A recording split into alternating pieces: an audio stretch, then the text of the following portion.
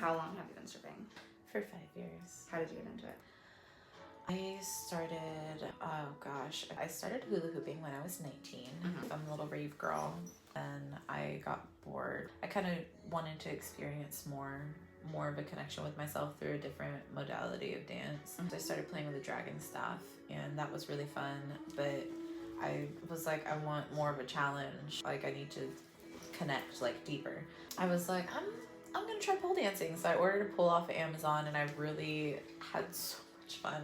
Then I started to like get this little like, So I started before I got the pole. When I was hula hooping, so I was working at GNC and going to school for personal training, and then nutrition, and also psychology. Okay. So I wanted to like use the 3 to be able to help people, which is what I ended up doing anyways. But what happened was my mom did not enjoy the path that I was going. She didn't see a future in it. She's like military, and she wanted me to work at Boeing, and so she was like, I'm not going to pay for your school anymore. You're not going to be able to pay for school. School's expensive. So the only way that you're going to be able to continue going to school is if you work at Boeing. I cried. Like, I cried so hard because I felt like I was on my path. You know, I was making good money working at GNC. I think like $17 an hour plus commission. Like, and this was back 10 years ago. That's a lot of money for 10 years ago. I was rolling in the dough 10 years ago. Did I have any actual bills to pay? My God, it was good. I started working at Boeing, and I ended up getting really sick. And then I started having like psychic attacks. So I was going through like a spiritual transformation, and just like stepping into my light. And this might sound crazy, but I'm just so open. I had entities like trying to take over my body, and there's this one in specific that jumped into my body 2 or 3 times and like took control of my body, spoke through my mouth. I wasn't able to speak. I accidentally had astral projected out of my body because I didn't know how to protect myself. I wasn't grounded. When all of this was happening, I ended up getting really sick because Spirit was pretty much trying to like whoop my ass and get me out of Boeing. They're like, look, girl, you don't want to listen to the feelings that you're feeling, so we got to send like these demons after you to get you right. It's either you're going to get right by yourself, or you're going to get right with the help of these demons. Which way do you want to go? That ended up happening. They whooped my ass, and I was seeing a naturopath like 3 times a week for 3 months until I got better. And she was just telling me, she's like, you need to quit that job. It's not good for you. Yeah. I was like, I have to take care of my family and my mom. And I was fucking crying every fucking time I went to go see her. Yeah. And I was out in Seattle, and one of my girlfriends wanted me to meet this boy that she was with, and one of the girls that his friends was with was a dancer. So I got her number, and she took me to go get my license and to audition at the club that she was at. Thank God that I didn't make it into the club that she was at, because it was a brothel.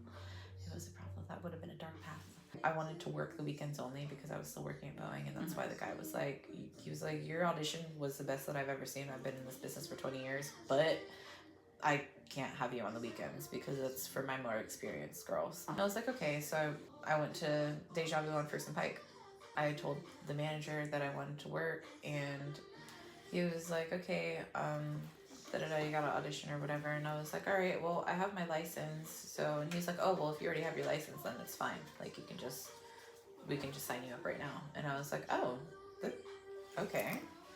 And so then I started dancing every Sunday, and started realizing that I was happier when I would go to the club and then leave the club, and then like 2-3 days into working back at Boeing, I would be sick again. And I developed agoraphobia. What is that? Fear of leaving out of an environment that is safe. So like going to the grocery store, like anything, like literally stepping out of my house, I would have a panic attack. But I've worked through it, and sometimes it still like comes up when I don't keep myself like balanced. But because I'm aware, it's like easier to work with. When I didn't know what was happening, I had no fucking idea what was happening. I was just having panic attacks, and it was sad. I was a sad girl. It's really hard to figure that stuff out. Yeah. I was like, this math isn't mathing, because I'm making big bucks over here on Sundays I'm making more on Sundays than I'm making in my regular paycheck. Like, why do I feel the need to do this? And so then I just ended up quitting.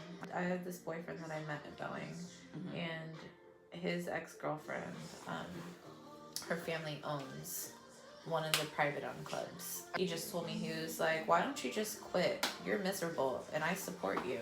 Like, not like financially, but he was just like, I support the decision that you make. And just hearing that, I was like, that's all I needed. I just needed to know that somebody supported the decision that I made. Thanks. Yeah. Actually, I'm gonna quit today. And I went and I quit. I love that. Yeah.